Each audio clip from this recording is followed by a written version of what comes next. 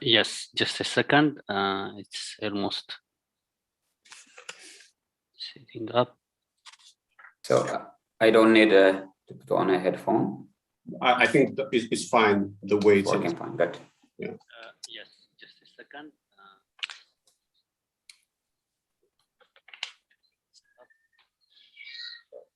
I don't need a. I think it's fine the way it's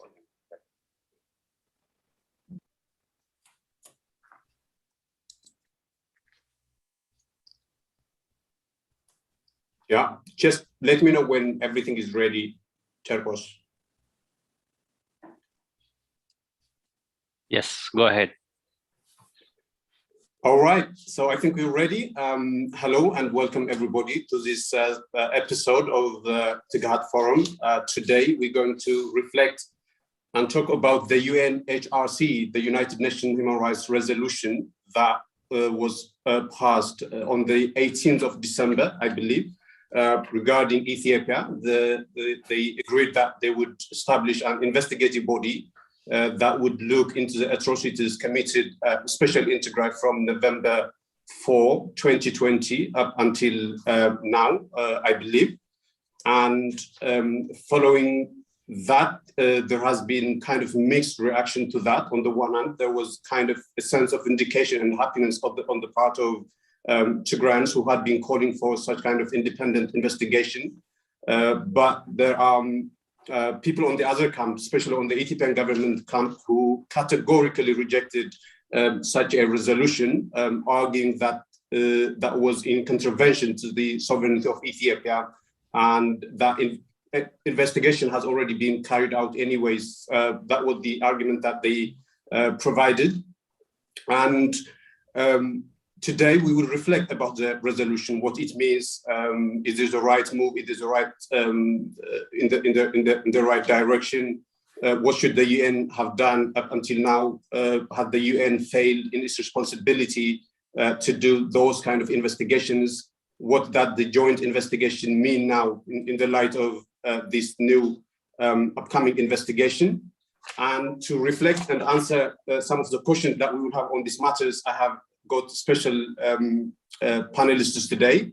My first guest is Mukesh Kapila, who I don't think is stranger to the Ethiopian community. He's an author and a writer, and he's a professor emeritus at the University of Manchester, global health and humanitarian also, who has a wealth of experience on these matters. And we are extremely delighted that he had joined us today. We also have Mulu Beyene, who is a PhD student at the University of Bergen. And I'm very happy, Mulu, that you have joined with that. And my final panelist is Yosef Gebrehewot. He's a writer, a speaker, and also a philosopher, and someone that I personally enjoy listening to.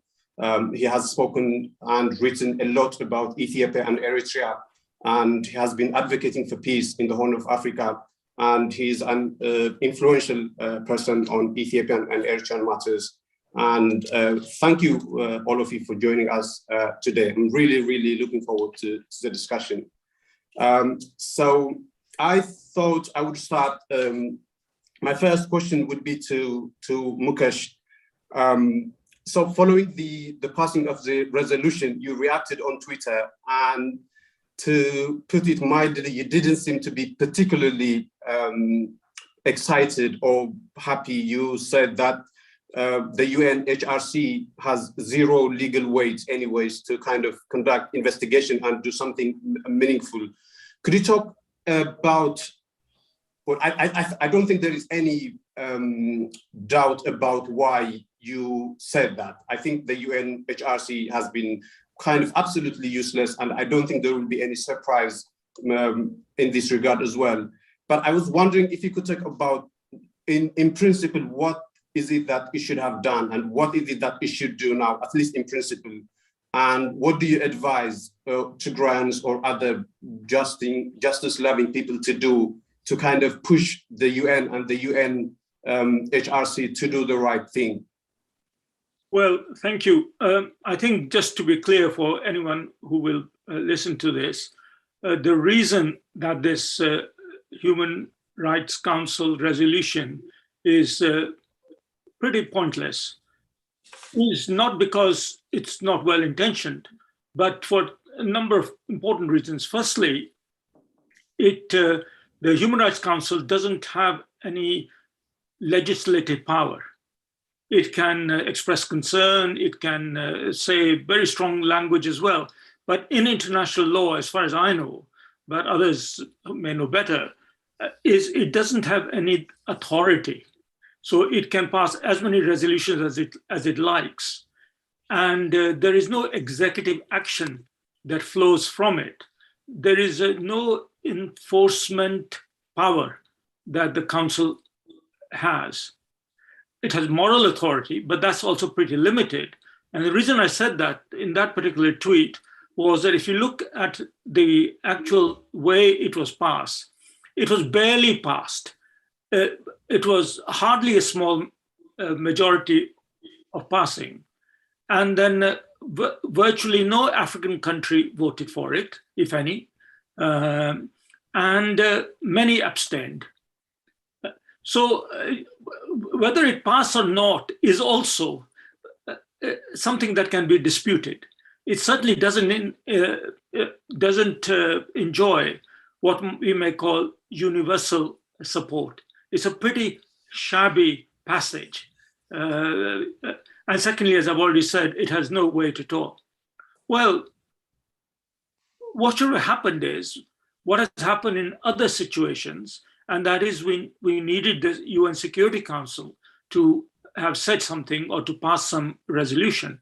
And this is what happened at the time that I was the UN Resident and Humanitarian Coordinator in the Sudan. And we somehow managed to get the UN Security Council to pass a resolution establishing a special committee to investigate the allegations of genocide and other crimes against humanity in Darfur. So that independent mechanism was created by the Security Council, reported to the Security Council, and a consequence of which the Security Council referred the matter to the International Criminal Court for proper investigation. And the rest, as you know, what happened in terms of the indictment of President al-Bashir and other people on crimes against humanity and acts of genocide in Darfur. This is because only the Security Council has that authority in international law to do that. And what I fear what has happened is that the apologists of the regime in Addis and those who are on this, those who are against what is going on in Tigray, what they've done is they've derailed the whole picture by turning it into a human rights issue, when actually what it is a conflict, peace, and security matter with human rights implications. And in a nutshell, that really is the problem. And I think, meanwhile, of course, it's no surprises that the government of Ethiopia has said that it is not going to cooperate. So you can pass as many resolutions that you like. But in the end, if you cannot access the crime scene, if you cannot access witnesses inside the country, if you cannot go and make independent investigations, then it's pretty difficult to do anything. What happened in the case of Darfur was that we had the same problem in one sense, is that the government of al-Bashir in Khartoum, of course, refused to cooperate with even the Security Council mandated panel. But we had so many refugees from Darfur in Chad and neighboring countries that the investigative panel had no problems. It had a plethora of evidence that it could gather in the neighboring countries, but particularly in Chad, which provide the prima facie evidence, as well as, unlike the total way in which Tigray is blockaded, it was possible to go in and out of Darfur from the exterior and even from inside Sudan if you took the relevant risks. So information and people and information could not be kept corralled in a way. So there was enough evidence gathered quickly well, actually not that quickly. This was it took some years. But however, it happened that there was enough sufficient evidence for the prosecutor to convince the court of the judges of the International Criminal Court to allow the charge to be placed and the investigation to be done. Now, you know what judges are like of any court. You've got to have pretty strong evidence, whether it's a domestic court or an international court, but even more so in the case of an international court. You've got to have pretty strong evidence for the prosecutor to actually convince a judge that the prosecutor holds sufficient evidence to justify prima facie an investigation and the collection of more formal evidence, and the people indicted will be placed on charge. Now, all this also happened partly because the panel that the Security Council appointed that made its conclusions made the charges against specific individuals. In the end, we're talking about criminal acts. And criminal acts have to be placed, or any act for that matter, but criminal acts have to be placed against individuals. In the end, you can't try the whole state of Ethiopia. You can't indict the state of Ethiopia for genocide, if that is what you want, what the allegation is. Because, in the end, you can't produce Ethiopia in front of the court. What you can do, you have to produce individuals and have charges against individuals who may occupy senior positions in some authority or entity, like a state authority. So I think I'm not a lawyer in this, but unfortunately, from my life experience in investigating and dealing with genocides and crimes against humanity, I've had to develop some expertise in Syria. And I fear that this human rights resolution, well-meaning as it is, moral case that it makes, and it places it on the world stage, all of that is good. So don't misunderstand me. This is good, but it is a distraction. It's not stopped the genocide. It's not going to stop the genocide. And finally, my third point, again drawn from my experiences of both Darfur and other situations, is that now that this situation has reached the international arena in some kind of semi-formal way, at least in the semi-formal court of international opinion, which you might call human rights court, even though it's highly contested there in terms of Russia, India's, China's, they all voted against. I mean, all those people, all those countries who were on the Human Rights Council, of course, not all of them are. So what that has meant is that probably the crimes will get even worse. So when I was a UN resident coordinator in Sudan, and I was talking to President al-Bashir's government and his office and he himself at times, and I was saying, look, you guys are committing terrible things in Darfur. My job as head of the UN is to speak up on these matters. That's the other difference, by the way. In the case of UN country team in Ethiopia, they are in the pocket of the Ethiopian government. And there is nobody from the UN country team in Ethiopia. There is no equivalent of me, who was the senior most UN official in Sudan, and I'm the one who spoke up, but there is no equivalent there. There is no one championing the international law in that area. But leaving that aside, when I said this to the cabinet office and senior people, including the foreign minister of Sudan at that time, they assured me, and the foreign minister himself said to me, he said, look, Mukesh, don't worry, we will comply. We realize, and they said they will comply because this was the Security Council.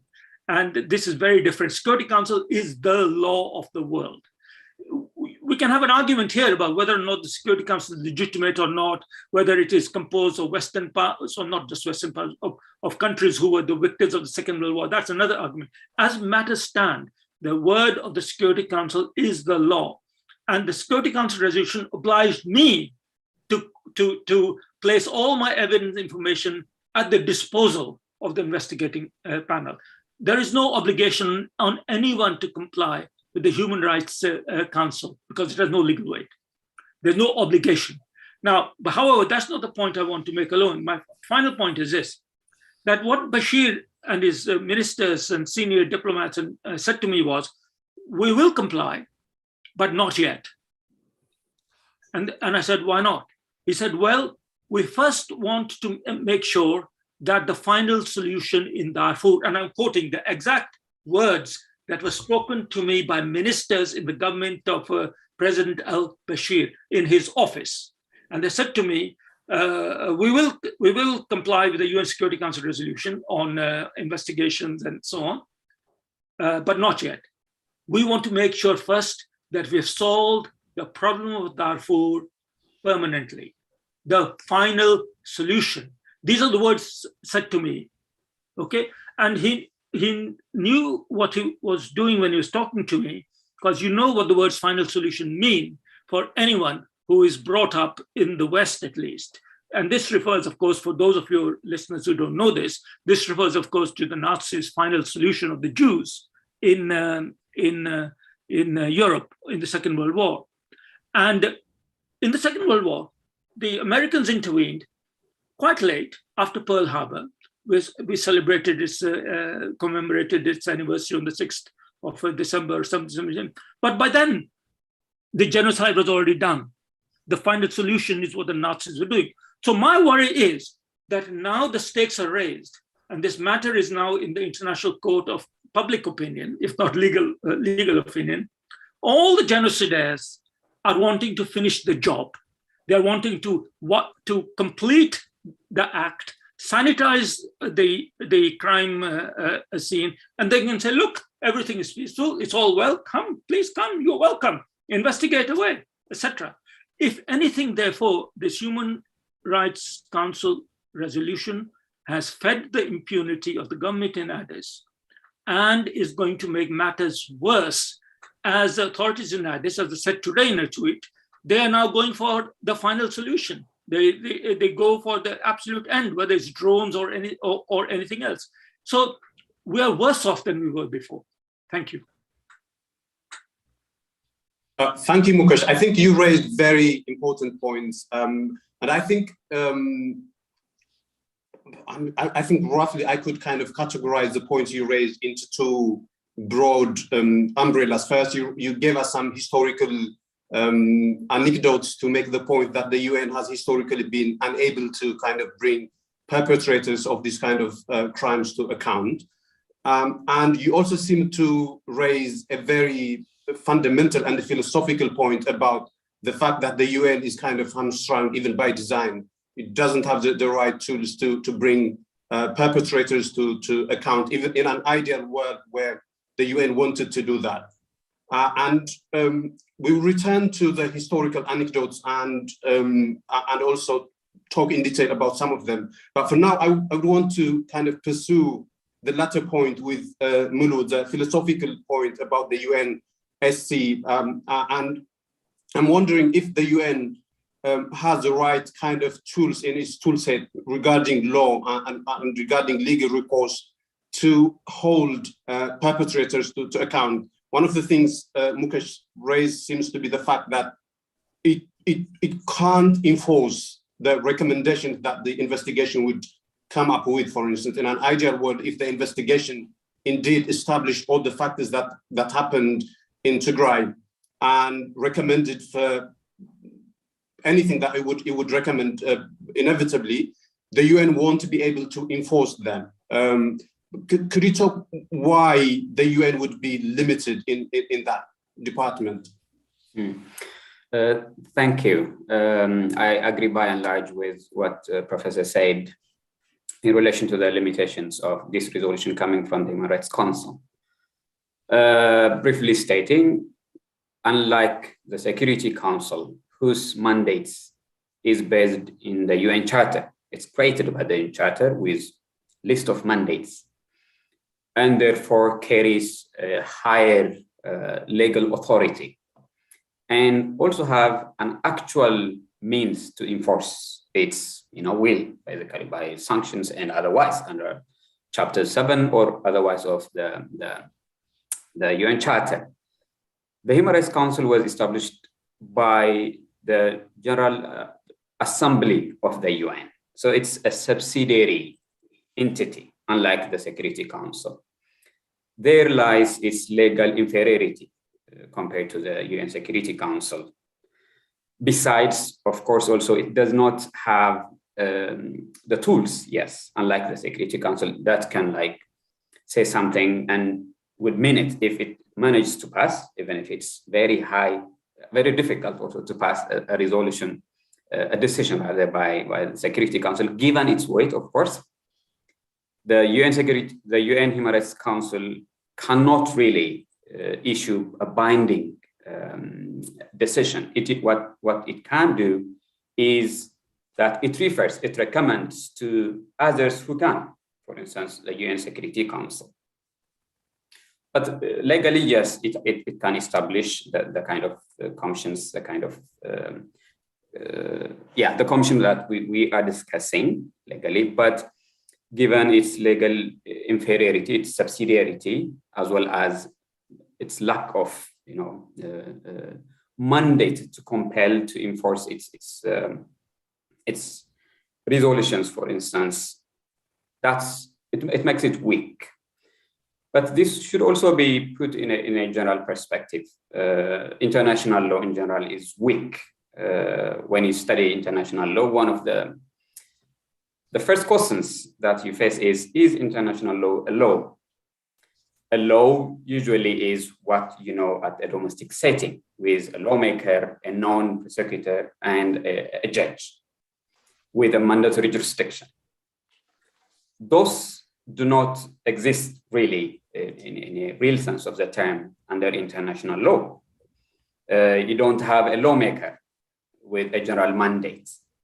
States need to agree, to bargain, to come to a certain decision. That's what makes international law. And it's imposed on them. And therefore, this self-interest makes whatever is passed as an international law a lot weaker, subject to the discretion of states. The same is true with the courts. We do not really have a court comparable to a national one. Whether you mention the International Criminal Courts, the ICJ, or the special tribunals, they are not comparable to a national court. States, for instance, need to agree, need to consent so that a charge can be brought against them into, say, for instance, before the ICC, unlike national courts where individuals would be, by mere fact of that their residents will be subject to the mandate of a court. So there is this general limitation in international law that makes what Professor Mukesh has said a lot sensible. I think that would do. One thing I would like to comment on what has been said rather is in relation to the fact that states might be brought to courts. That was the case, for instance, in the former Yugoslavian case. It wasn't a case against a state, but the judges did assess whether the state as such has committed a certain crime of genocide or not. Of course, different courts are established differently. For instance, the ICC can only entertain individual cases. But insofar as there is a possibility, as things change, what I hope is that there should be a kind of special tribunal that should entertain both individual and issues of entities comparable to the former Yugoslavian special tribunal. Just to mention that. Thank you. Thank you, Mulu. So the main point you seem to be making, Mulu, is that enforcing is extremely difficult because you even caution the very notion of international law, that enforceability is extremely unlikely, whatever the findings would be. And I think Joseph could give us good examples because Eritrea was in the same situation I think the resolution to conduct investigation in Eritrea was passed in 2014. And because Eritrea, like Ethiopia did today, categorically rejected and refused to kind of facilitate and cooperate with the investigation, it was delayed by 1 year, but they anyway managed to go ahead with investigation remotely. And when the findings were established, I believe in 2016, there was no way of kind of bringing the perpetrators to account.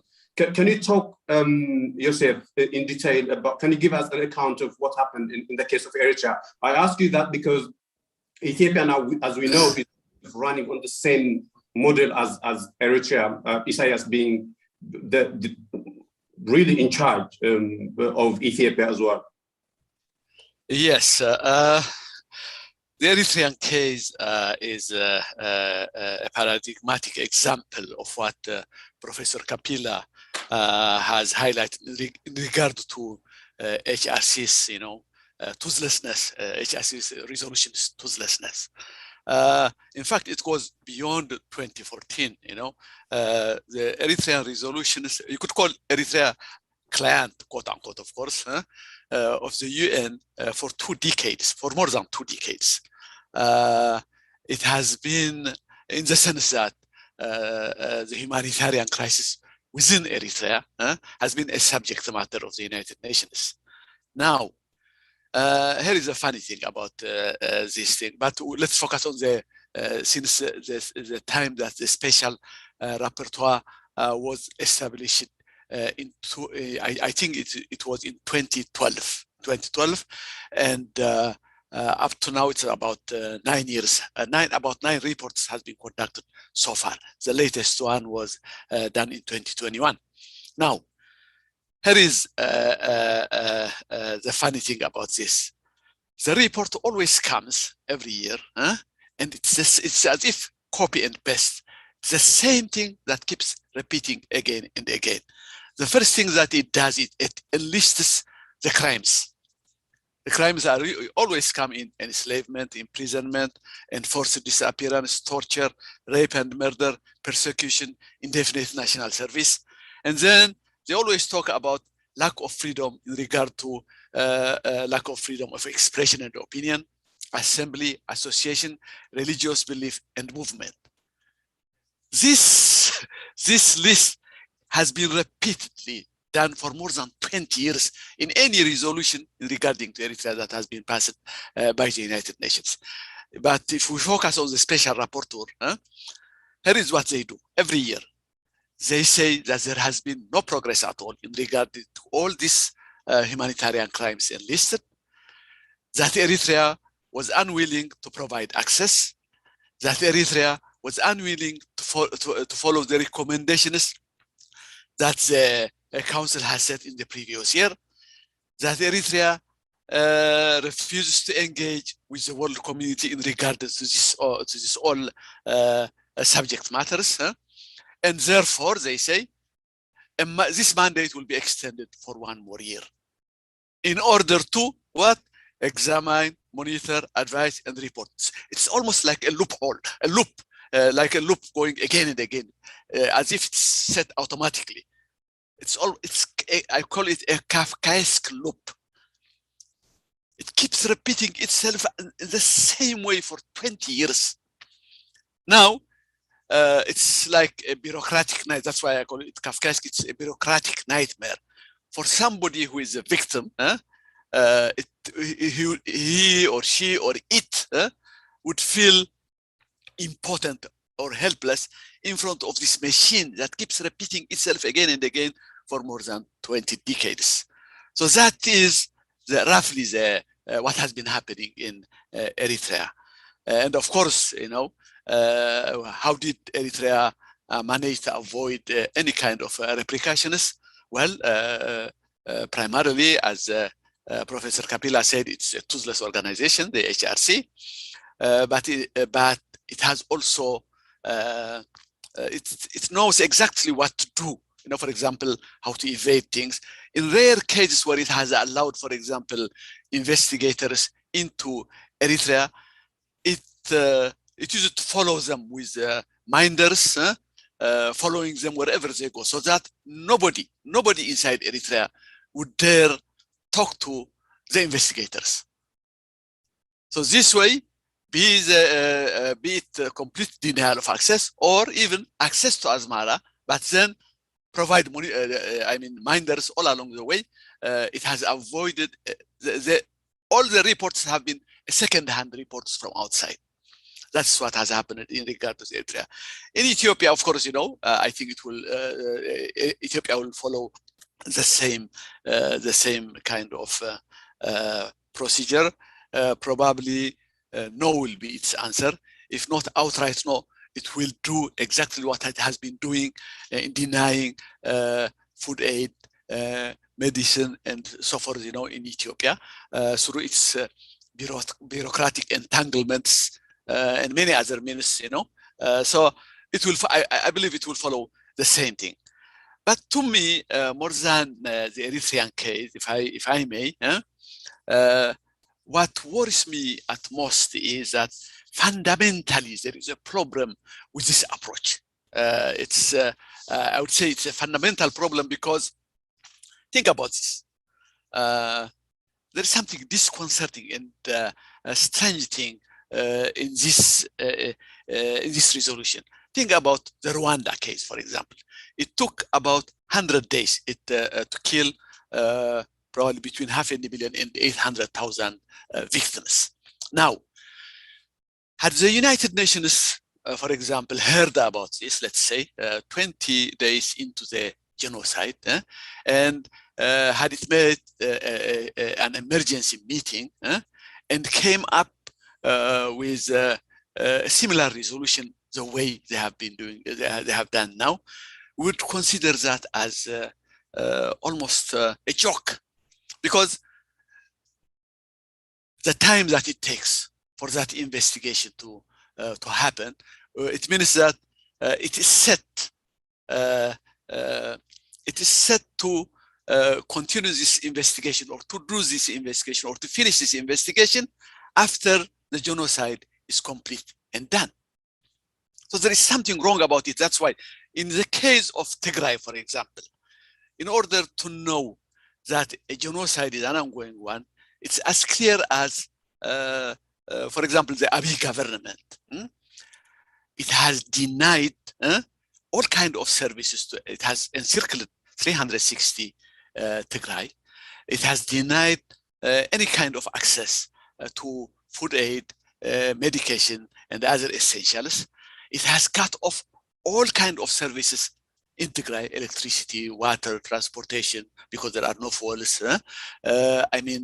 Banking, and all of these things. For anybody that could see that, it's genocide at its best, at its most organized. Clinically, you could call it clinically complete, kind of a genocide is going on in Ethiopia right now. Now, if you look at that, you would say that, I would say that Tigray is now a huge concentration camp. Huge concentration camp. Now, what the world is doing, what the West is doing is, let's say, would you allow us access to the concentration camp to see if crimes are being committed? There is something absurd about this. The very fact that it is a concentration camp is a problem. Is really, that's where the genocide is happening. Now, to ask the Abiy government to allow them into the concentration camp in order to count, for example, to go village after village to conduct whatever investigations, it's very absurd. There is something fundamentally wrong about this approach. That's why I'm saying that. The second thing about it is, of course, the timing phenomena. If you look at the timing phenomena, the time factor has been the most important factor in this crisis. Both the strategy of Tigray and Ethiopia has taken the time factor as its primary one. The Tigray, for example, it tries to get out of that encirclement precisely because it doesn't give it time.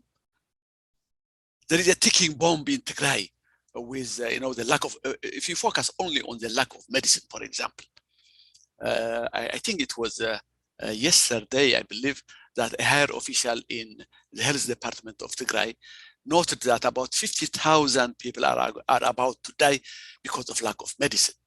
But more importantly, I believe, if I get his name right, it's Tami Magena. He wrote an article which says estimate of total civilian deaths in the Tigray region in Ethiopia as a result of this crisis. He estimated using 1952 statistics for Ethiopia, which was 32 for 1,000 people, 32 days for 1,000 people, that Tigray now is set back into that time. He came up with a number of more than 220,000 people will die for lack of medication alone. You could see that, add to that the starvation problem and the massacres and all of that, and you could see hundreds of thousands more are slaves to die in Tigray. So if you have this picture, the time factor is important. And the Ethiopians and the Eritreans and the Amharas are very much aware of that. All that they have to do is, for this kind of resolutions, slow it down through bureaucratic entanglements. If they can slow it down for about, let's say, 5 or 6 months, then, as Dr. Kapila have said, the final solution would have happened by then. If they manage to do it, that will be the thing. The third part of it is the deterrence factor. It does not deter the genociders. The genociders always aim for final solutions. There is no such thing as you cannot compromise with them. There is no such thing as half a genocide, a quarter of a genocide, and so forth. They will always aim to do it in a complete way. And one way that they have found, for example, that they could escape justice is by remaining in power. If you have seen, for example, all those people that have been brought to justice, it's because they have been defeated prior to that. The case of Rwanda, Yugoslavia, South Africa tells us that justices or reconciliations happen after the genociders have been defeated. There is no such case. There is no a precedence of creating a compromise between genocider and genocide while the genocide is still going on. So it doesn't work as a precedent. He's right, Dr. Kapila is right when he mentions that this might even, this resolution might even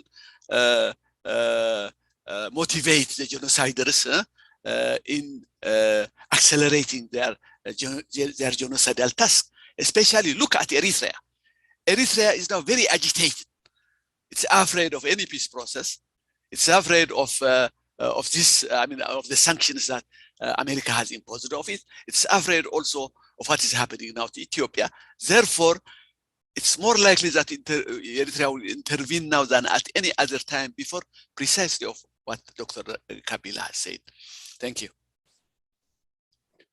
Thank you very much, Yosef. I think you raised some profoundly powerful points. One of the things that you said is Tigray has been rendered into a concentration camp, and that in and of itself should have been seen as a crime, and something must have been done about that very fact alone. But you also raised other important points regarding how Eritrea refused to cooperate with the UN, and how the bureaucratic hurdles integrated into the UN by design have kind of stood on the way and rendered it useless and toothless.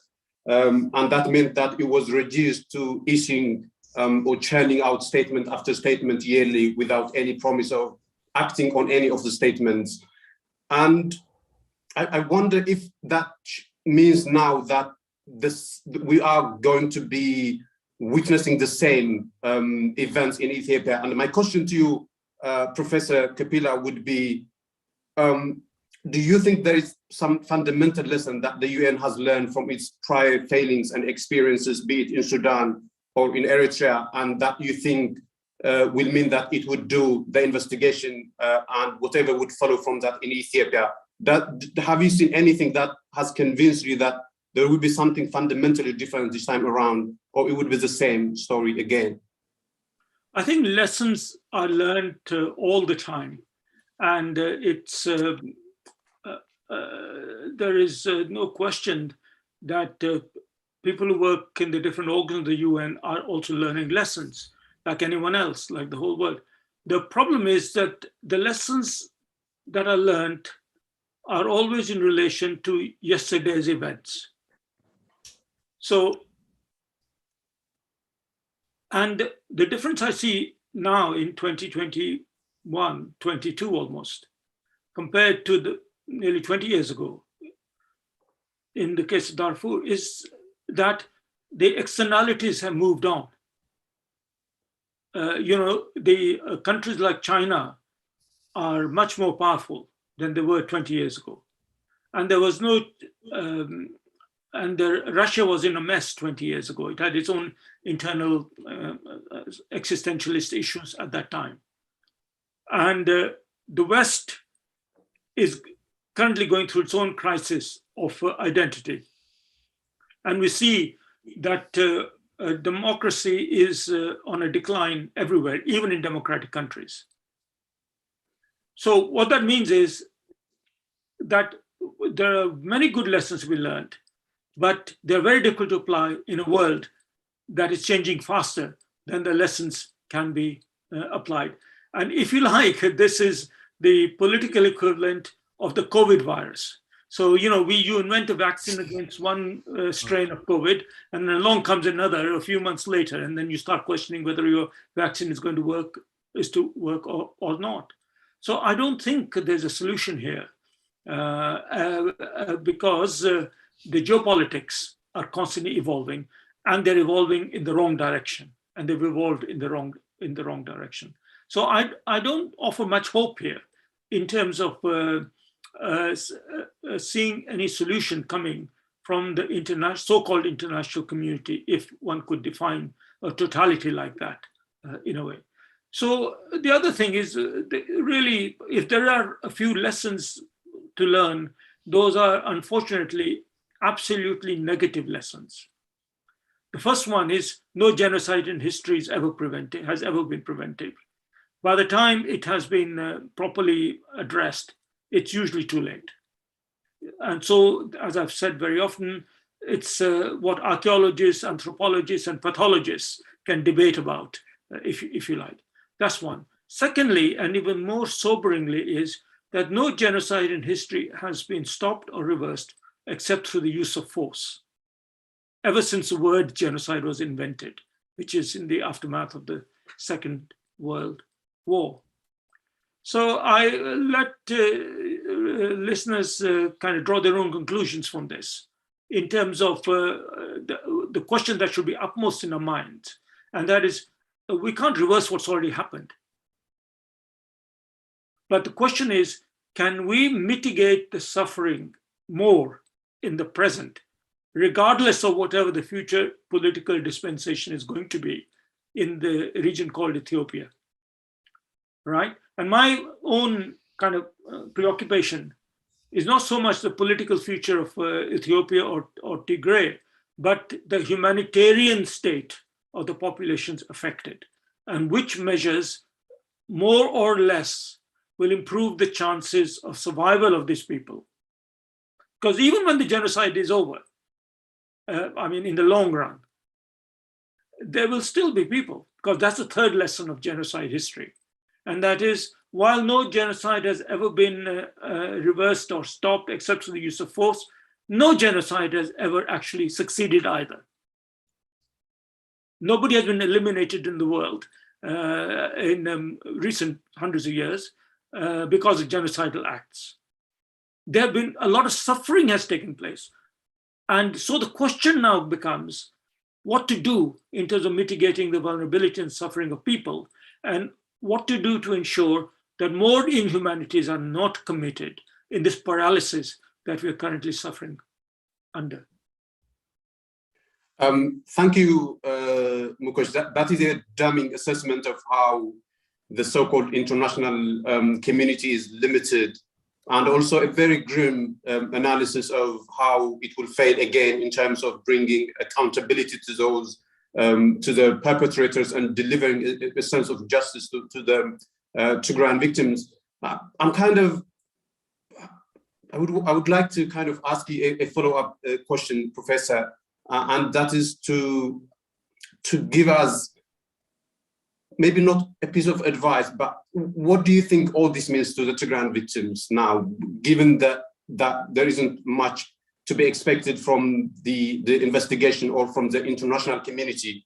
What other recourse do people in Tigray, and especially the victims, have now?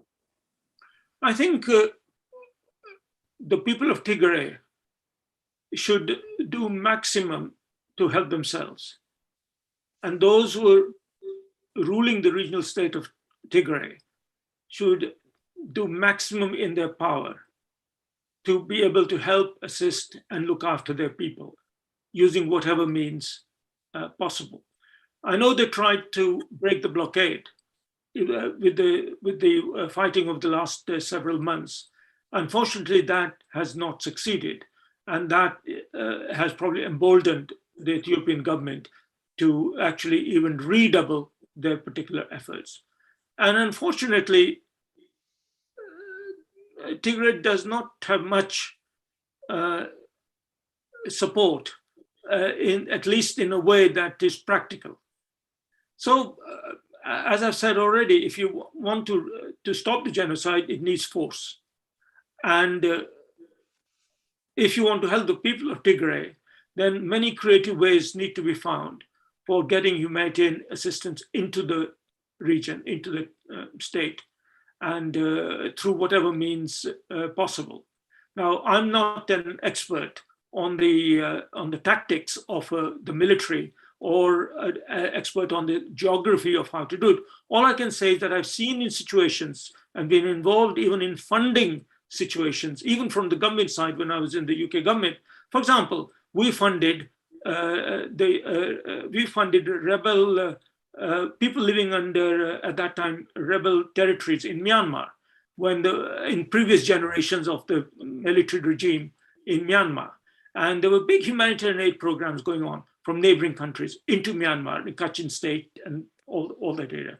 For example, I was myself involved in huge humanitarian relief operations going into Nuba Mountains, into the Nile states from the southern Sudan side, and even from the Ethiopian side during the genocidal al-Bashir genocidal years, trying to smuggle humanitarian aid into Sudan to go to the territories where aid couldn't go otherwise, and of course also from the western border. And we've seen this elsewhere. We've seen it in many other situations in Africa, in Sierra Leone, in Liberia, in Mozambique, in Angola, in Biafra, Nigeria. In all those situations where there have been extremely bitter civil conflicts, some of them lasting decades. One of the reasons why those who committed mass atrocities in those situations, not all of them were genocide, but in fact only a few were genocide, but they're almost as bad as genocide. Fact is, it didn't work because the humanitarians were creative enough, and the political leaders of the besieged people were creative and strong enough to ensure that enough assistance could get in whatever way, that they could keep going. And as long as you can keep going, the genocidaires cannot win, right?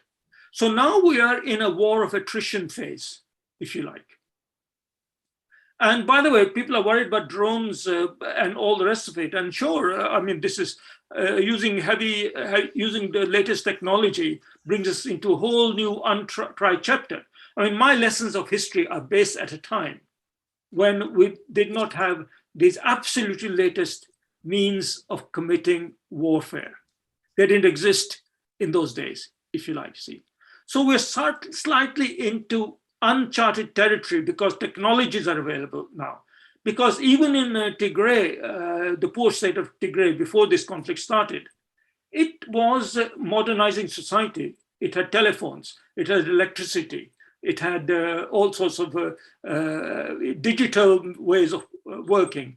It had, Skype and so on and so forth.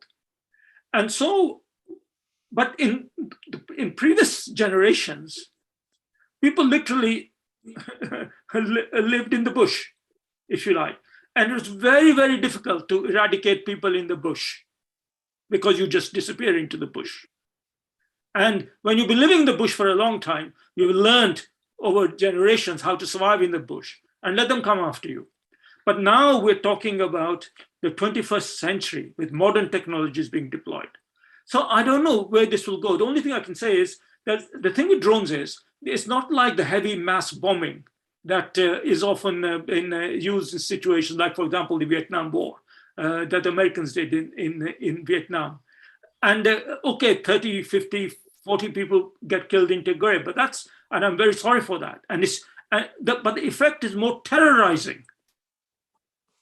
And therefore, keeping up the morale of the people of Tigray is extremely important, ensuring trickling in of aid through all the routes you can think of, taking risks and using up all your courage to do that.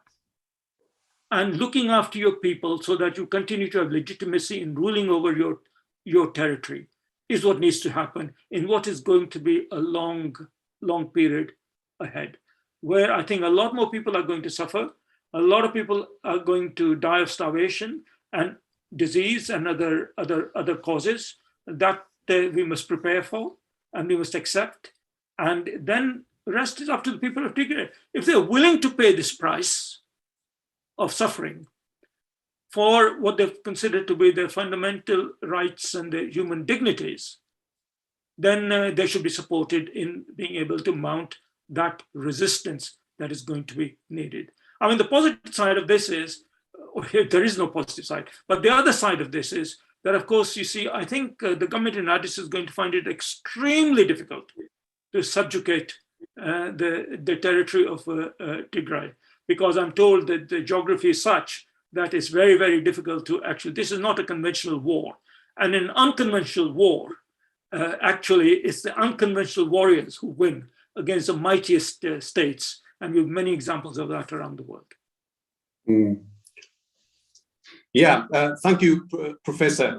I think you are right that Tigrayans have to properly calibrate their expectations of the UN and of the UN resolution and the UNHRC in particular. And I think if there's one thing that we have learned over the past year, it is that we shouldn't put too much expectation on the international community and on the UN in particular.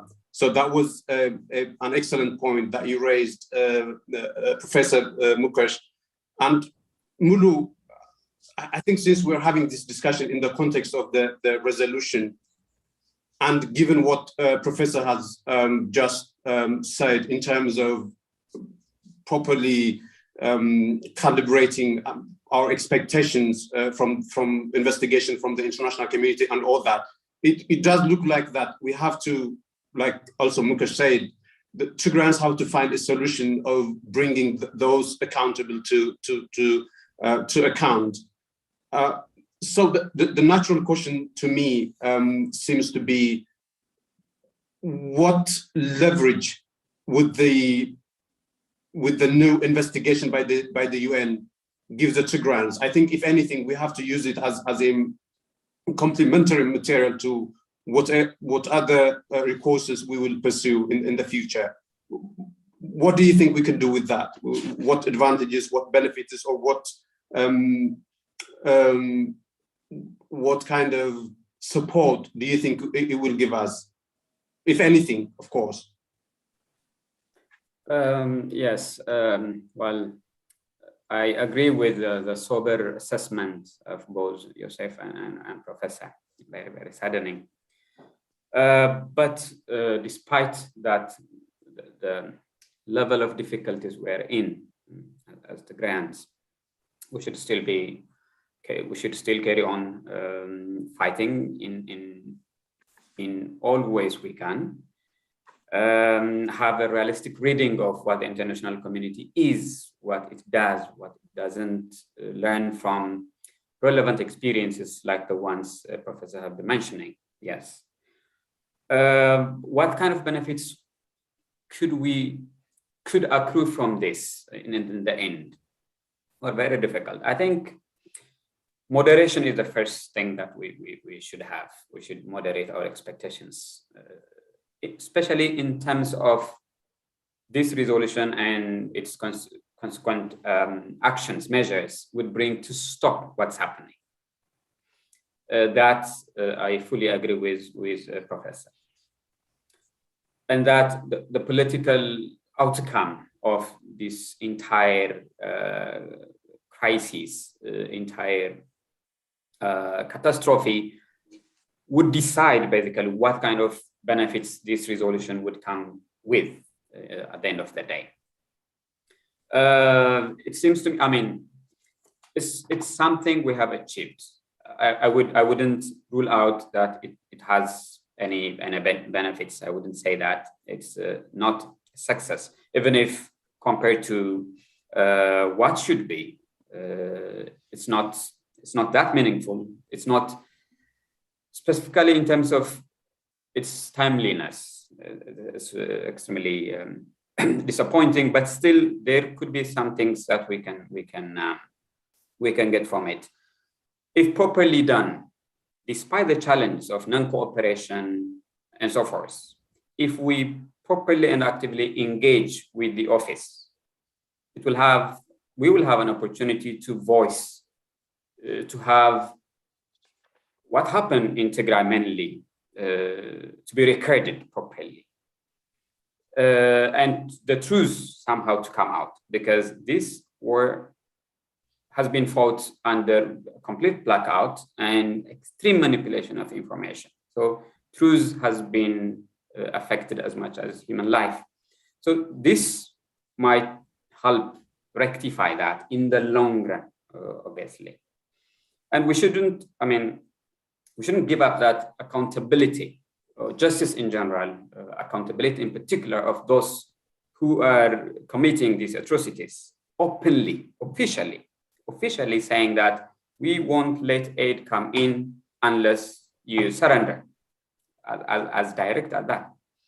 We'll get away with it like for eternity. We should hold on to our resolution that no matter how long it takes, yes, we need to work, be flexible in terms of administration, in terms of organizing our activities. We should redouble our efforts, yes, but we should also use every opportunity, including this resolution, towards towards ends that can help reveal truths, that can help victims to be heard and to have sort of reparation, and most importantly, to make sure that this never happens for those of us who would, be alive after all this is done. Yeah, thank you, Munu.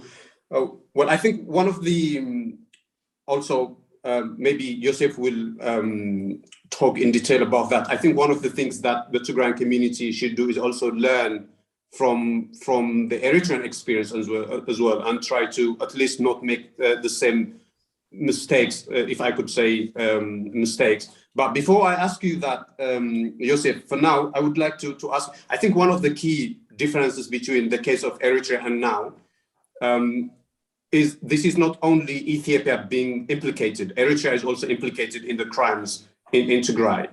And in a way that makes the whole thing kind of international in the sense that there is a foreign power implicated. So the Ethiopian government can't really say that this is an internal matter because there is a hostile foreign country involved in that. Do you think that could make enforcing whatever recommendations that the investigation will come up with, do you think the enforceability would be easier given that there is a foreign power involved? What do you think about that? Okay. It's difficult to say because for me, it's not only Eritrea. I believe that the kind of genocide that we are looking now is a globalized genocide, probably the first case of a globalized genocide happening now. As mentioned before, there are two cases that have made this, I mean, the 21st century probably will be the century of genocides because it has become easy to conduct genocide for precisely two reasons. One is technology, as previously mentioned by Dr. Kapila, and the other is a multipolar world that has been emerging. As a result of that, we see now, in fact, in my interview with UMD, I said that the drone itself, the components of the drone, if you look at the components of the drone, for example, I believe it's the Baykar, the Turkish one, many of its components come from different parts of the world. The camera is built somewhere in Germany. The software comes from somewhere else. The bob comes from some other else. It's almost like a conveyor belt of death, making its journey along the world. Every nation, technology savvy nation, contributing its own part in that drone. Finally, this drone ends up in dropping its bomb somewhere in Tembian in a poor peasant's house. So that to me is a metaphor of how this genocide has become easily a globalized genocide, and Eritrea is of course part of it. Now to me, I'm not that optimistic about the fact that since it is internationalized, then it will make it easy to implicate or to have a meaningful result out of this resolution. In fact, it's happening in a different way.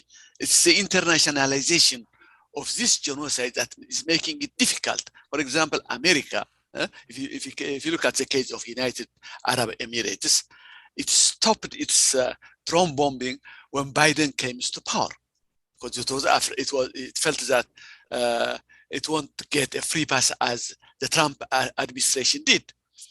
Eventually, though, the Biden administration has been a disappointment, precisely because he couldn't force any of even his allies like Turkey and UAE to stop drone sales to Ethiopia. So that has become a very difficult thing. But I don't want to look as pessimistic, since all that I have been talking is on the negative side. There is some positive thing about this resolution. One, as also Mulu has said, it has highlighted the problem. It has come to highlight the problem. It has put the problem, Ethiopia, in a spotlight. Not that it will help change the behavior of Ethiopia, but to me the question is, it's also highlighting on the nature of Turkey and UAE.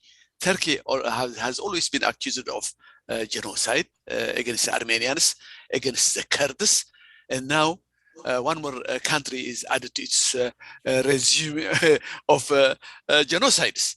So would it, by highlighting this genocide, this ongoing genocide in Tigray, would Turkey and UAE temper what they are doing? Well, we'll have to see, especially if they are also pressured from the West. That's one thing. But the other thing that I would like to highlight is the West is the one that has put this resolution, that has forced this resolution to come into fruition. It's the West that has voted on the side of yes on this resolution. Hence, if nothing happens out of this, if, for example, obviously we have concluded that little will happen as a result of this resolution, the next step should be anything. If the West is the West, especially the EU, is the one that puts this resolution, and the EU so far has done nothing at all to stop the genocide, the humanitarian crisis in Tigray. It has done nothing at all. If that is the case, then if they really want to find a solution from now on, it has to be, and I want to underline that, independent of Ethiopia's cooperation.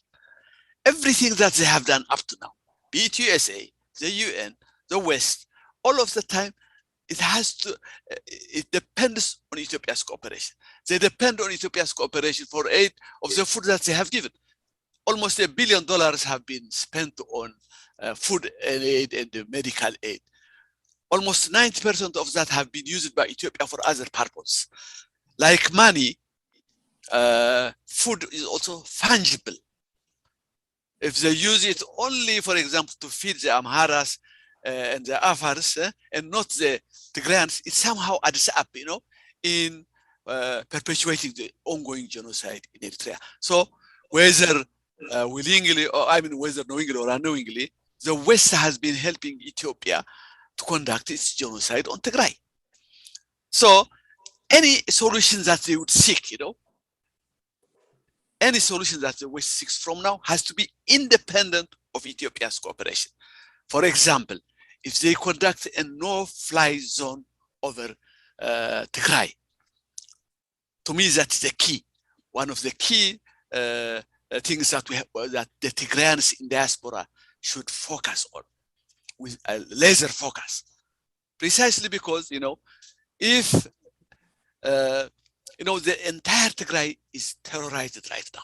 Imagine 24 hours, these drones are flying, even if they don't drop their bombs, are flying all over Tigray. The entire population is being terrorized as a result of this.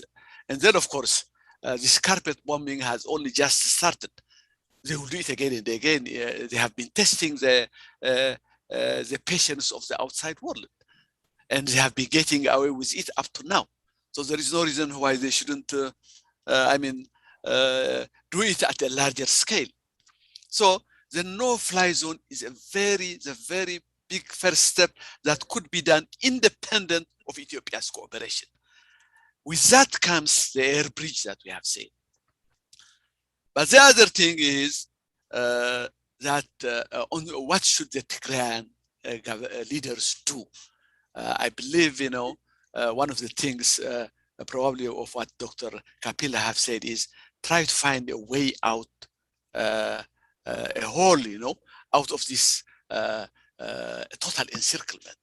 That is probably the Sudanese border, It's unfortunate that the march have been to Addis Ababa instead of to Western Tigray, to Sudan. But since now all its forces are in Tigray, probably they should look at that possibility if it could be done. But the other thing that I found lacking on the Tigrayan leadership is that they haven't stressed so much on the humanitarian crisis as they have been stressing on the military achievement. All we hear is about military victories so far. We haven't heard about how many people are dying, for example. Probably one of the reasons why they have not emphasized it that much is to prevent the demoralization, both of the population and the soldiers, But I believe the time has come to focus on providing the diaspora outside with all the factors on the ground. How many people are dying due to lack of medicine, due to starvation, and all the rest, the visual. For example, think about the 600 women that have died at birth, giving birth, precisely because an easily preventable one had there been the usual health care before. Now, think about the 600, the picture of the 600 women would have done if they have provided it to the West, to the world, They could have easily accumulated, the name, the women that have died, on which place they have died, their pictures if possible. So it's to give it as much as exposure to the outside world. What's going on in Tigray is very important. So they should do it maximally, I believe. The other part is, of course, Tigray is under siege right now. It should have a mobilization of the entire population. The entire population should be mobilized for the coming war, because Eritrea the Amharas, and if the Ethiopians get into Tigray, the kind of genocide that they will conduct will be unheard of. So the entire population also should be mobilized. That's what I feel. Thank you. Yeah, thank you, Joseph. I think you're right in terms of the Tigray government and its communication. I think they tend to focus on military activities, like you said, and I think one of the reasons is the one that you mentioned, to do with kind of not wanting to dampen the team morale. And I think other things that we tend to kind of forget, because we take communication for granted here, is the fact that it's extremely difficult to get information in Tigray, even for people who live in Tigray. I don't think those government officials in Mekelle, for instance, have an idea of what is happening in Tembian. I think many people are dying in darkness because of the communication blackout in the region, and also there will be other reasons as well. And I think we have hit the 70 minutes mark now, and I would like to give, I see two people in the audience, a chance for them to ask, to put one or two questions, and then I will give you a chance to say your concluding remarks, and then we will wrap up with that. So anyone in the audience, please feel free to ask questions to any one of them.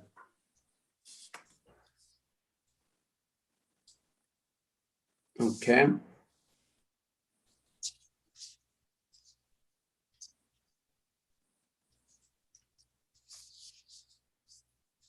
Hello, can I go ahead? Absolutely, yeah.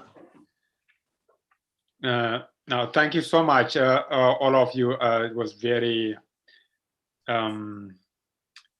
very educational, very informative. But I also feel like I just, the hopes I had a little bit of about the UN Human Rights Council, they're not the same anymore. I think what I gather is that it's useful in terms of putting the Ethiopia and Tigray in the agenda, and just keeping it in the public opinion.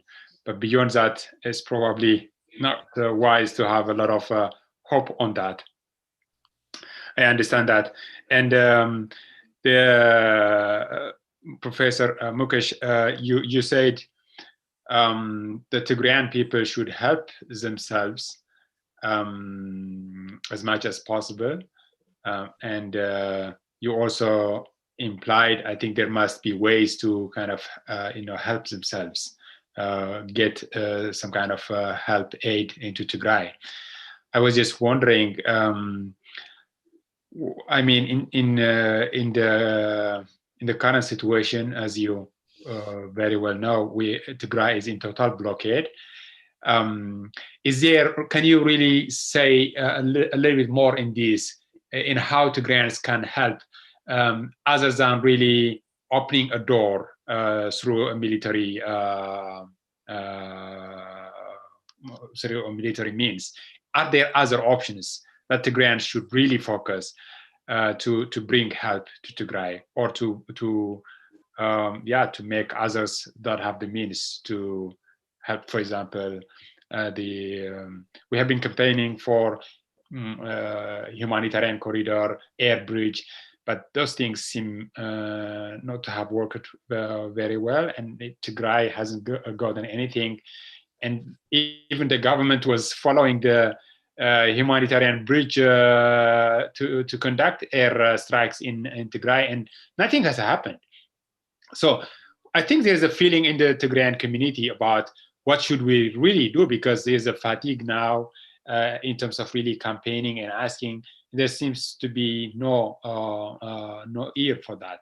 So I was just wondering, Professor, if you would like to kind of like give some hints here, a little bit more than you just, I think you said a few, but I just thought maybe you can give us a little bit more directions here.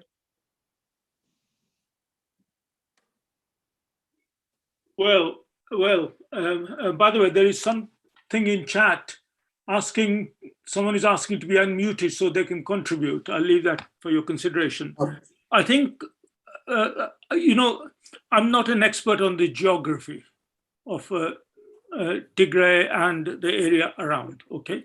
But I imagine it's very difficult, especially if you're under siege and you're surrounded on nearly all sides by hostile powers.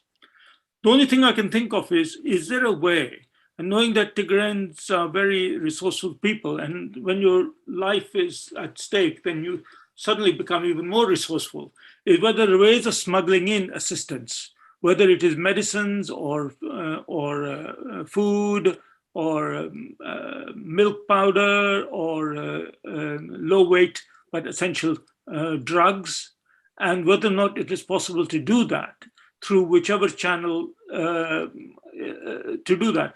And to actually, you know, certainly wars make very good smuggling operations. Everywhere in the world, wherever there is a war, there is a very lively industry in smuggling. And I'm not here saying smuggling to make money, obviously not, but smuggling in terms of finding resourceful ways of overcoming barricades and so on. You know, unless literally a big wall has been constructed all around Tigray, there must be ways of getting into the country. It just requires taking risks and courage, in the same way that the Tigrayan forces have been demonstrating their ability to resist in a military way.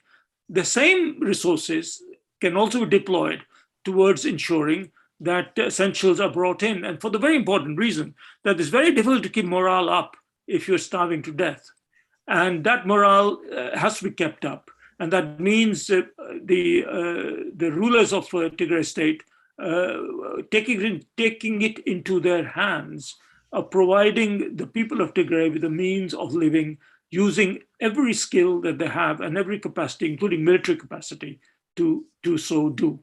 So I wish I could tell you more. It's not that I'm being coy. It's simply that I haven't got a map in front of me to say, here is where you smuggle or this is what you do. But something like that has to happen. Something like that will need to happen. Otherwise, I can't see the millions in Tigray, then thankfully there are still millions there alive, are going to last much longer. And of course, this is what the government in Addis wants to do. It wants to crush the people of Tigray, not just militarily, and not just through induced famine or disease, but psychologically and morally, by absolutely, completely making them live in literally a black box. And that's what needs to be eroded. Sure, there is no communications in the traditional sense of the term, but I've been to many wars and there's always been possible to communicate in some way, to set up communication lines. I mean, we live in the 21st century. There are technologies available. And the diaspora, the Tigrayan diaspora that is everywhere, that is working in all sorts of sectors, in science, technology, and many other areas. And I'm here not talking about money, but in terms of know-how and knowledge. Surely it is not beyond the wit of the Friends of Tigray to keep a lifeline, to open a lifeline, and to keep that lifeline going, despite the blockade and siege and so on. That's, I think, what needs to happen. Thank you, Mukesh. Before I go to Chessie in the audience, I have some questions from our YouTube viewers. And please, people watching on YouTube, don't forget to subscribe so that you won't miss similar episodes next time. But one of the people on YouTube asked, and I think this is something that Professor Mukesh has alluded to, but is asked, what can be done to get airdrop food into Tigray? So anyone of you could have a go at that. So I think he's looking for kind of practical ways of how that can be done.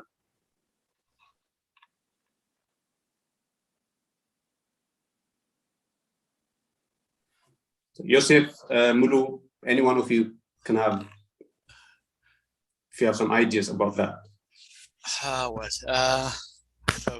Go ahead, Mulu. Or do you want me to say? Go ahead. You might go. I would follow. All right. Okay. Well, to me, all of the things that we have been saying, in regard to no-fly zone, are connected with one another. Unless you have a no-fly zone, it would be very hard to conduct airdrops over there. It will have to be, the key is the phrase that I have used before. It will have to be independent of Ethiopia's cooperation. Now, if you try to drop food through any aircraft, if Ethiopia doesn't cooperate, then it will shoot that aircraft. I mean, hypothetically, it wouldn't allow it to drop any kind of food on Tigray. So only the powerful could do that. Only a powerful nations like US and the West could do that. They will have to say, we'll do this, and they are not going to intervene, or else there will be consequences. There is no other way of doing it except within that frame. But to add to what Dr. Kapila has said about how the Tigrayans should somehow find a way out of this encirclement to help themselves. One of the things that I have observed, we simply forget it, Ethiopia itself is also a source of the things that Tigray needs. For example, when the Tigrayan Liberation Front went all the way to Amhara areas, I am not sure, but I'm hoping that the Tigrayan leadership has been using that occasion to at least buy some food from certain areas, from Wollo or North Gondar, to get into Tigray. Not only some food, also medicine.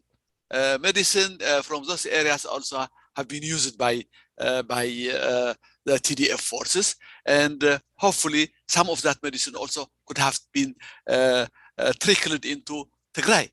Another one which I am unhappy talk about was the huge food reserve that they found in Dessie or Kombolcha. It was about 70-something thousand tons of food. Had that food reached Tigray, it would have made a lot of difference at this time. But it's hard to blame the TDF, for not reacting very quickly, because since the switch of the seats has been, it has been done in a very short time. Most of that would have been left untouched. So to me, sometimes I believe that the TPLF is a prisoner of its own idea of legality. It wants to follow legality where there is no legalities needed. For example, why would you need a legal, approval from the UN or whatever resolution in order to take that food? That food should have been taken on day one without any. And TPLF has been known to do this kind of wrong things again and again throughout its. So hopefully, even now, one of the biggest sources is not only, my point is not only if money could get into Tigray, and it has been getting it from diaspora into Tigray, so there has to be a way of helping themselves by using Ethiopia. Remember that the TDF itself has used the Amhara peasant as a degen. That's what made the Amhara nationalists mad. How could the peasant help the TDF? Although there were many that opposed it, there were also many that helped it in lodging, in food sources. So it can use also, I believe that window also is available to it. Thank you.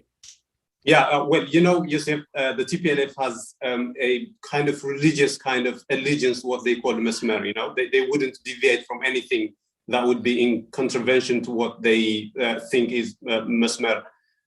So if I may interject. All right, yeah, please. Yeah, yes, to just add a bit on what Yusuf has said. Well, suggesting what can be done in Tigray in the prevailing context is not easy, but something needs to be said. I think as Joseph has been alluding, the little resource we have should be used to in such a way that it gives the maximum benefits addressing the needs, be it communications. For instance, we are having still the television stations in Maqala are transmitting programs. They should be used to the maximum benefit of addressing the critical issues in terms of galvanizing, having on board people, resourceful people, doing things very differently, befitting the situation. And one thing that, I mean, when we recommend, of course, it needs to be things that can be done. Among others, I would say that the leadership should understand that extraordinary things, circumstances demand extraordinary response. Legally also, this is a fight for survival. International law supports self-defense and gives you a lot of latitude to survive, basically, especially when the other party is intentionally using illegalities to exterminate people, as they are clearly doing. So allegiance to Masmar or others is actually against, I mean, it would be illegal for the leadership to stick to certain lines and then fail to do what could have been done, what could be done in a given situation. So I need to underline on that. Also related to this is the fact that this is extremely difficult situation and hard decisions need to be passed. And they shouldn't add more complications than what the situation we find ourselves in. This requires, among other things, that a kind of consensus be reached on the choices we make as people. This would involve, for instance, the leadership to involve people with different political opinions, fresh ideas, fresh thoughts. The fact that we are in a very difficult situation does not rule out that it actually entails that we do things differently. And therefore, we need to insist that the TPLF, the government in Tigray, is compelled to do this, basically. Yes, and one thing, if I may, in relation to we have been demanding for no-fly zone or air brief, for instance. Probably we might need to do it differently. For instance, we might need to change our advocacy tools, engage, institutionalize, I don't know, we need to research, but instead of sticking to few tools like rallies and so forth, we might need to do it differently. We might need to really show that the international is failing clear obligations, for instance, the stopping illegalities. I mean, we might not win arguments with international community, with countries to stop the war. They don't really have much of an obligation to stop the war. We need to be focusing, for instance, that they have an obligation to stop illegalities, to stop humanitarian catastrophe, and as the resolution has begun, obviously to help ensure accountability in the end. Yeah. Thank you, Mulu. I have another very kind of interesting question from YouTube, but before I go to that question, I would give a chance to Chessie to ask a question. So please, Chessie, go ahead. Thank you, Teklai, and thank you to our panel for this whole discussion. I've learned a lot, and I think we've had some really profound reflections to keep in mind on how crimes like genocide and other crimes are really only recognized in hindsight, and how credible this UN investigation is going to be. And I think we can all agree that the credibility of the United Nations has been compromised beyond what any of us could have imagined in this war. And we've talked about how that's a global war, and I agree, and also how the solutions have to be Tigrayan made and Tigrayan led. And with that in mind, I want to ask our panel, whoever has thoughts, but maybe Professor Mukesh would be best place to answer this. How far are we moving towards a world in which the UN doesn't have any real meaning, where they don't have standing? I think we can agree their legitimacy, their mandate has really been called into question in this war. And I want to know for other countries, other wars, other times, other areas of UN jurisdiction, how far are we moving towards a world in which what the United Nations says is not the directive of international policy and it's not the directive of international action? And if we do move towards that, then what comes next? Thank you. A very simple question, Mukesh. Well, I think there's a whole course here. One can run many lectures on this subject. But clearly, I think what has happened is that the shape of internationalism and globalization has altered. In other words, today, now we don't have one world community. We have a lot of regional communities. The European Union is a bloc. African Union is a bloc, and there are many other blocs that you all know about. So more and more, to one extent, interconnected global world has got smaller and smaller, meaning it has come to your own neighborhood, your own region, in one sense. The second thing is that I think it's a world where you pick and choose your allies and your topics based on what's in your interest. Your question with regard to other areas, well, there's plenty of cooperation going on in other areas, like, for example, in health. But even there, as we know from the battle over where did COVID come from, we know that the geopolitics has got even on the matter of what should be a neutral subject like health. And we know that despite the globalists talking about vaccine equity, by and large, most countries are looking after their own populations, and there is a lot of selfishness in the sharing of global goods. And we're going to see, we also know that with respect to climate change, which is perhaps the biggest and most important test of multilateralism, the recent COP that took place showed a massive split between those who want to see coal got rid of quickly and the powerful countries that want to go about it slowly. And Africa received next to nothing from that debate at all, even though it bears the brunt of the impacts of that. So I suppose you're right in that none of this is good for international cooperation, but we have to be very careful when we talk about the UN. If we say that the UN is lost credibility, the UN has failed, then I'm not sure that's how helpful that is, because we have to be very specific. Do we mean the UN Security Council, in which case we mean 2 or 3 member states who are the obstacles, not the rest of the world, if you like, on this. If you mean the UN human rights people, then that's another organ. If you mean the International Criminal Court, that's another organ. So I think it's extremely important for those who still believe in global action to be more precise in who they are condemning and who they are supporting. What is the solution to all this? I think in the end, all action is ultimately local. It's like building a house that is built on very shallow foundations.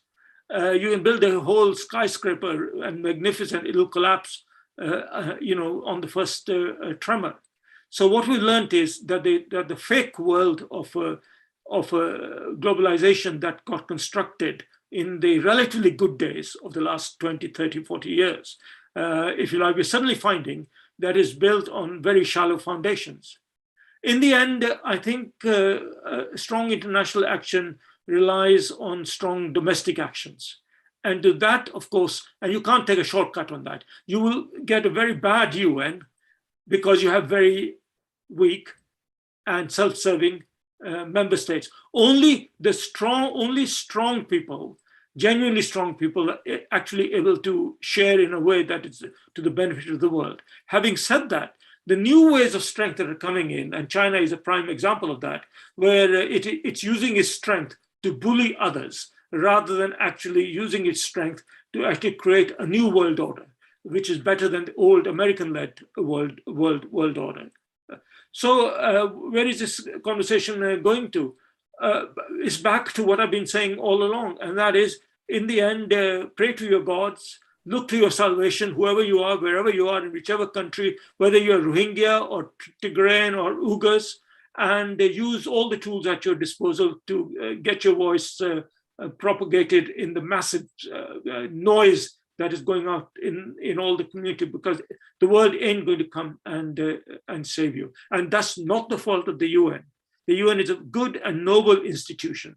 It is just that it is served very badly by the same bad people who are currently monopolizing all its instruments, its processes, and its mechanisms. Thank you, Mukesh. I know we're kind of running out of time. I don't want to hold you hostage, but I thought, because Yosef, you raised kind of philosophical, foundational questions about the UN, and I think Chase's question also related to that. I thought you'd have a couple of points to add. If you could make your points in, say, 3 minutes. And Patrick and Gabriel Kustas, I see you have raised your hand, so I will give you a chance to ask. So bear with me as Yosef kind of gives us his ideas to Chase's great question. So please, Yosef. Well, probably, Dr. Kapila is the best authority on this one, and he said all that has to be said. The only thing that I want to add in this case is the role of the chief itself, the chief of the United Nations, Antonio Guterres, in this crisis. So people are not talking that much about it, but he has been probably one of the main obstacles in this Tigrayan crisis. From the very beginning, remember, he was the one who was at the Jeddah Accord. I remember that picture of Jeddah Accord. It almost looks like a meeting of the mafia, because you see there Isaias Afwerki, you see there Abiy Ahmed, you see the prince of Saudi Arabia, who is responsible for the death of I forgot his name, the journalist that was killed in Turkey. You see UAE represented by another of those royal family. And in addition to all of this, there is blessing the meeting Guterres himself. And if you follow the line, that probably, to me, it gives me a hint why the Nobel Prize was ready to give. He has already been promoted, knowingly or unknowingly, by Guterres in order for Abiy to get his Nobel Prize. And then, of course, there is this joint commission, the investigative commission. It has been quickly accepted by Ethiopia. Of course, it did it preemptively, in order to avoid, an independent investigation committee. And it has been quickly accepted by Guterres. You see this line of humanizing Abiy done by Guterres. So the only thing that I want to add is not only have certain institutions within the UN, but the chief of the UN itself has been one of the main obstacles in this crisis. Yeah, but thank you for raising that, Yosef. I think that the UN Secretary General has been a catastrophic embarrassment, at least when it comes to Tigray. I think if there is any question, it's about how much of the failure is kind of attributed to his personal incompetence and how much of it to the institutional limitations of the UN. And I think that is an interesting debate for another time. But now, in the interest of time, I will give Patrick a chance to ask. Patrick, please go.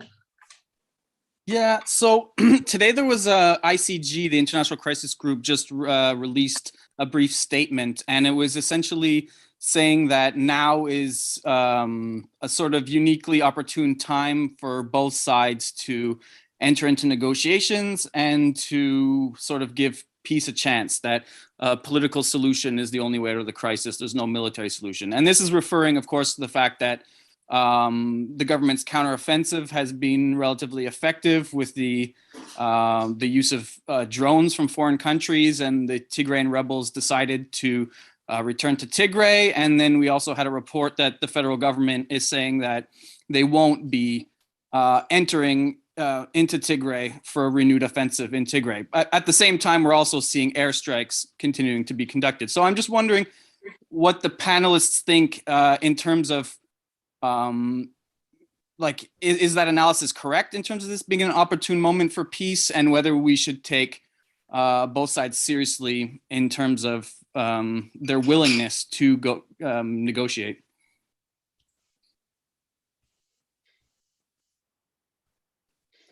You muted, yeah.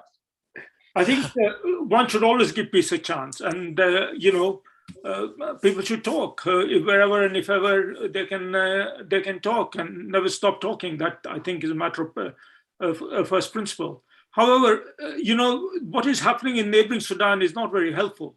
They kind of cobbled together some accommodation in Sudan, and sooner or later it started unraveling because it wasn't based on principle, because it was a pragmatic compromise as opposed to a principled approach to tackling underlying causes. What I fear is that in the case of Ethiopia, peace will only happen when one side has won and the other side has lost, or both sides have drawn to a standstill in a war of mutual attrition.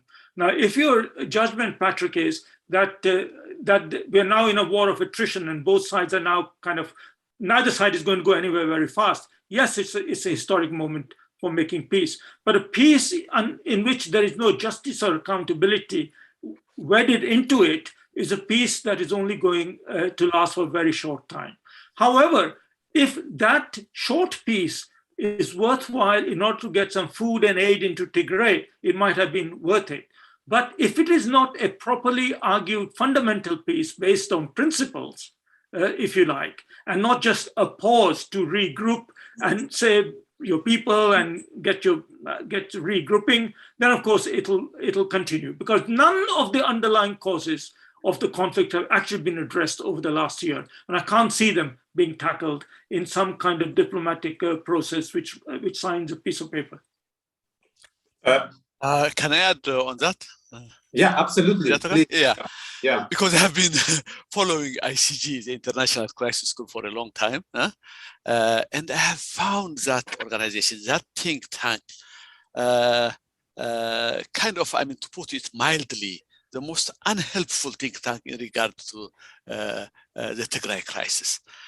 Patrick, if you look not only at this report, probably at 2 or 3 reports that have been done before, you will see what I mean. One of the things that they did in probably, I don't know, maybe 2 or 3 reports before, they panicked at one time when the TDF, they thought it was gaining ground too fast. You know, they panicked, and they recommended that it shouldn't reach the border of Sudan. Imagine, they said that it shouldn't reach the border of Sudan, and the reason that they gave was, if TDF reaches the border of Sudan, Ethiopia will go mad, and I mean, Sudan will start supplying its arms, and Ethiopia will go mad, and we will see a war that we haven't seen before. That will, I mean, that will be. That will put the entire region in crisis. Of course, this is an imagined one. They didn't even, I don't think they believe in it. What happened is they panicked for their own reason, you know. I believe deep down, the ICG has always been working to keep the unity and stability of Ethiopia primarily with their mind. When I say the unity and stability in quotation marks. Now, so they have been, all their proposals have been based on 2 things. Never let TDF reach the borders of Sudan. Never let TDF reach Addis Ababa. When they were almost close to Addis Ababa, when they reached Debre Birhan, again, William Davison, who's more or less the same as saying ICG, he's the one who's writing most of these articles. he said in his Twitter, he was hoping, that the United Nations, the United States, or people were saying the United States because it had a huge gathering of soldiers in Djibouti, and he said that he was hoping that the United States would enter Addis Ababa in order to prevent the TDF from marching to Addis Ababa. He made it as clear as that. Now you could see he's based on these two things. Now they are talking about this kind of reconciliation, probably following the same script as Addis Ababa script. Now that the TDF, according to them, now that the TDF is beaten and brought back to Addis Ababa, it will have no other recourse than to submit to Abiy's government. Because the recommendations that they made in regarding to Western Tigray, for example, it's either to have a joint leadership between Amhara and Tigray, or to have to make it a different klil itself. So they have all these things figured it out. So I would not take the ICG as a put it mildly, as a positive contributor in this crisis. Thank you, Joseph. Yeah, Mulu, I will give you a chance. Gabriel Kustas, I see you, and I will give you a chance to ask your final question. But before that, Mulu, try to make your point in less than 2 minutes. Yes, I will try. Well, yeah, as the professor has said, peace needs to be given a chance from early on. Always justice and peace have had this very complicated dynamics, relationships, and we cannot be out of that discussion in the existing circumstance. I would say that we might not achieve all things that we deserve. We have a right to, I would say, as people in Tigray. But if negotiations are to happen, should happen in such a way that it lasts to a certain extent, at least. At least it needs to maintain our survival today as people. The security of the Tigrayan people, for instance, I fully believe that it can never be, we want to be secure insofar as we fall under the mandate of anything but Tigray. So nothing comes from Addis Ababa should be dictating the fate of people. So the existence of TDF should not be compromised. For instance, I don't see any peace being made with that compromised. And of course, the existence of West Tigray, there is no way, I think, that peace could ever happen if the perpetrator is to be somehow awarded the result of the crime. Accountability is usually the one that is sacrificed in the interest of justice. Well, would it bring peace? I don't think it will. But that is the last that would come into the equation, the way I say it. And one thing that I would advise would be never compromise as a negotiating team in Tigray. Never compromise on things that last, that are borders and things that are on the ground. Yeah. Yeah. Thank you, Mulu. So, Gabriel Kustas, you have the honor of asking the last question. So make sure that is interesting question. Please go ahead. Well, thank you so much. I like to ask this question for, I think, for everyone. Maybe it's a little bit outside the spirit of the conversation today, but it's also a bit connected. So there are 2 points. Professor Mukesh really stressed the fact that we have to focus really on helping ourselves, helping the spirit of our people. And Joseph also said that, he stressed on opening a corridor. Well, stressed, maybe not, but he mentioned that. And I am, there's this general understanding that this war is a war on Tigray. This war on Tigray is a war by Ethiopia as much as it is by Eritrea. So, given these points and given the location of the geography of Tigray, sometimes you kind of wonder maybe opening a corridor through Eritrea might even be easier than opening a corridor through Western Tigray for infrastructural geographical reasons. But that's not what I want to ask. I mean, it is now an established fact that Eritrea is part of the conflict. So if, for example, the conflict, let's say opening a corridor hypothetically happens through Eritrea, what would change? I mean, what would, in terms of international response or other considerations, law and stuff, what would change? Is it something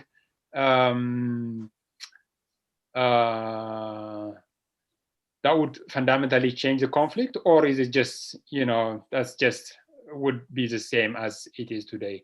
I don't know. I was wondering maybe if the panelists could reflect briefly on this. I'd be happy to hear. Thank you. So to be clear, you mean if the Tigrayans were to kind of forcefully open a corridor through Eritrea, right? Yes, yes. Okay. Yeah. So Professor, you can go first. Well, if that miracle were to happen, then I think we should be saying Hallelujah, or depending on whatever religion you follow in your own religions. I think the international community is only interested in three things.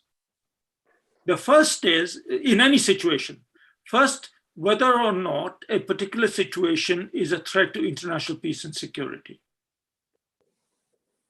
Second, whether or not there is, and in this case, what it means is whether or not the Ethiopian war, Tigray war, is a threat to the wider region. For example, through the outflow of refugees, which is what happened in the case of Darfuri refugees going into Chad and other countries, evoking therefore an international instrument of the Security Council into that. So refugee outflows, or whether or not this Ethiopian conflict is going to lead to some kind of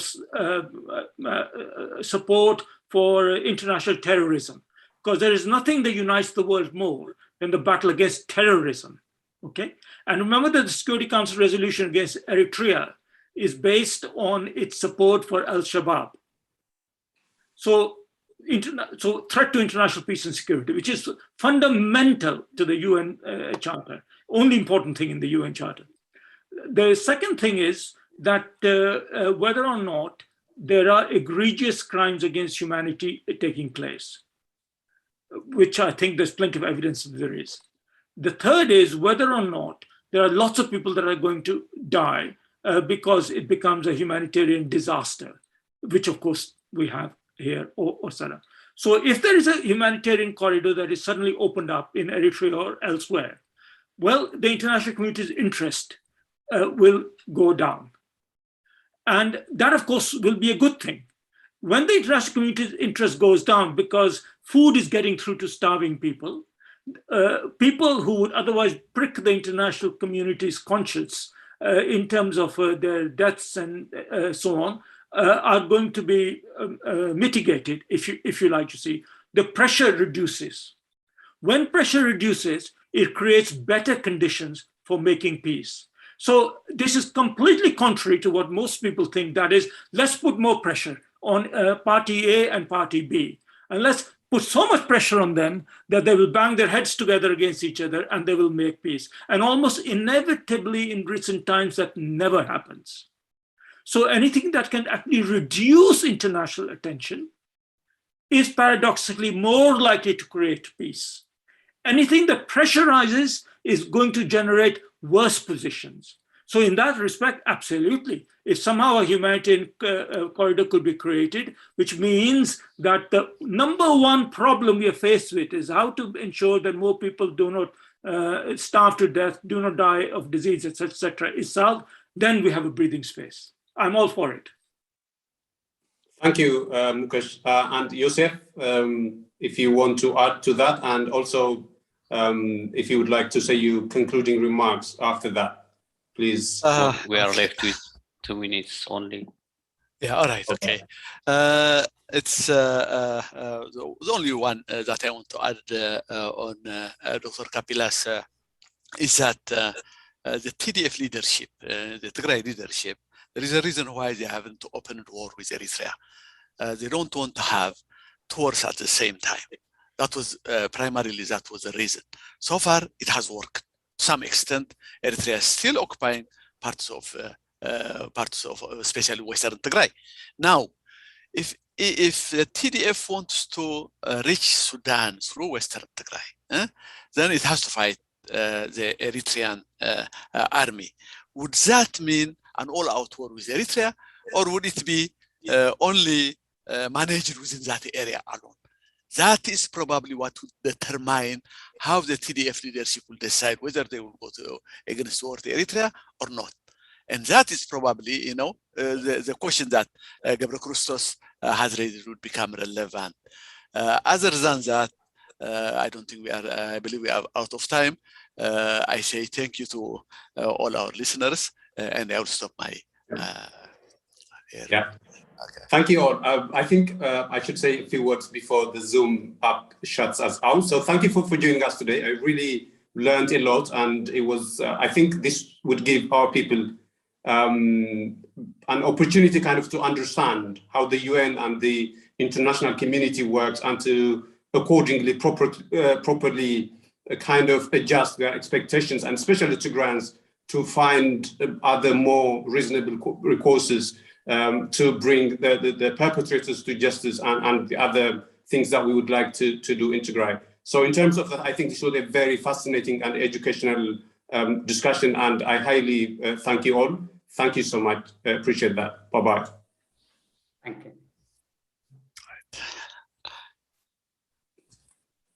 Yes.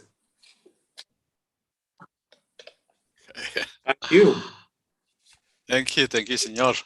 Thank you.